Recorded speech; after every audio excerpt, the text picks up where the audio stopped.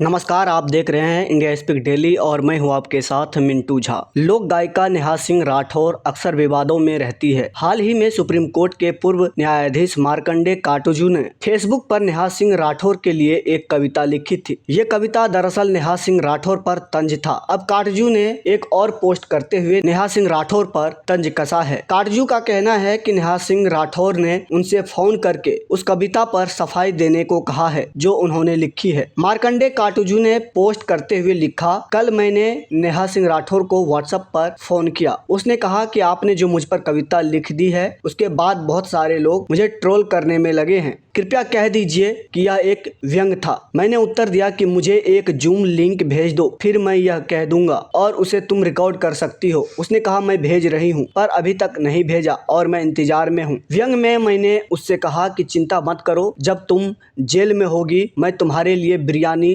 Toast, अंडा, मुर्गी, मछली, कचौड़ी, जलेबी, इमरती वगैरह रोज लाया करूंगा। इस पर लगता है नेहा मुझसे नाराज हो गई है और अब मेरा फोन नहीं उठाती। हरिओम। थोड़ी देर बाद मार्कंडे काटजू ने एक और पोस्ट किया जिसमें उन्होंने लिखा, मेरे पास अभी अभी नेहा सिंह राठौर का व्हाट्सएप फोन आया। मैंने उनसे पूछा कि क्या जेल में हो? उसने कहा नहीं। मैंने कहा कि जेल भिजवाऊं? उस पर वह हंसकर बोली, क्या आप मुझे जेल में चाहते हैं? मैंने कहा हाँ, क्योंकि मैं वहाँ बिरयानी, मुर्गा, मछली, अंडा, इमरती, जलेबी, कचौड़ी तुम्हें भेजना चाहता हूँ। नेहा ने कहा मैं तो शाकाहारी हूँ। मैंने कहा तुम किस तरह की छत्राणी हो जो शाकाहारी हो?